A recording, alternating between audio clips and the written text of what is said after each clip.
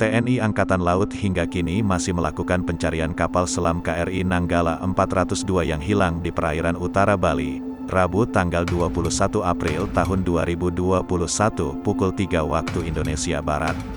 Dalam keterangan tertulis, Dinas Penerangan Angkatan Laut menyebutkan, kapal buatan Jerman tahun 1977 itu sebelumnya telah meminta izin menyelam ke Komandan Gugus Tempur Laut 2, dan Guspurla 2, untuk melaksanakan penembakan torpedo sud. Namun, setelah izin diberikan, Kri Nanggala hilang kontak dan tidak bisa dihubungi lagi. Demikian keterangan tertulis di Spenal, Rabu malam. Berdasarkan hasil analisis sementara, Kri Nanggala 402 kemungkinan saat menyelam statis terjadi blackout sehingga kapal tidak terkendali dan tidak dapat dilaksanakan prosedur kedaruratan.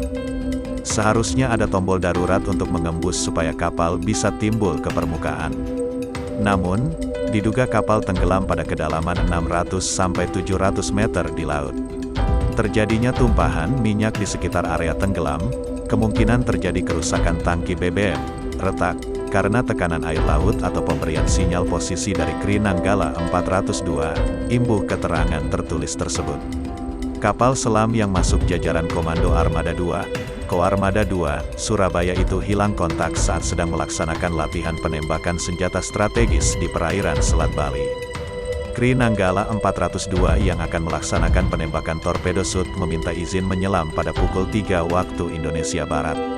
Setelah diberikan izin menyelam sesuai prosedur, kapal hilang kontak dan tidak bisa dihubungi.